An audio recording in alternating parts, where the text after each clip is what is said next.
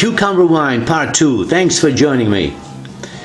So I just racked this gallon. Taste is much better than I ever thought it would be. And I'm pretty sure now I'm going to follow the Genziana recipe. I had another small batch of cucumbers. I didn't want to do another cucumber wine. I also had, as I do every year, lots of figs, unripened figs that fall, about 100 of them. That's not unusual, that always happens. So I decided to combine the cucumber juice, those cut figs, a little bit of lime, and some backyard wine grapes. And this is what came out. A lot of sediment in 2 of the bottles. And now I'm going to rack them and see what I got. Looks like I'm going to have 3 gallons of some variation of cucumber wine. These taste much better than I would have ever thought. And I'm never going to have to make it again because this is more than enough for the rest of my life.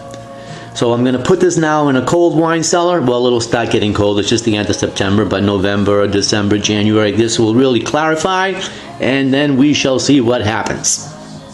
Thanks for watching so far. It's April 2025. Time to rack this cucumber wine, which is now more like a Genziana. So the first gallon is racked. You can see the sediment at the bottom, nicely clarified, nice and clear. And I'll top up with some white wine pretty soon. I'll put them back in the wine cellar and all the flavors will mingle.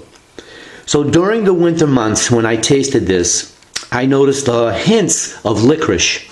So I added a cup to each gallon of, I think I used a little Molinari in one and Ouzo in the other. I didn't have much of those left and I don't drink them very much.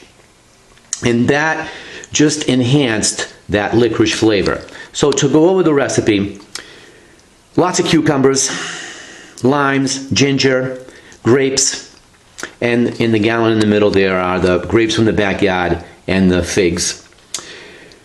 4 bottles of that cucumber concoction, 1 bottle of Everclear pure grain alcohol, and a cup of sugar or honey, whichever you prefer.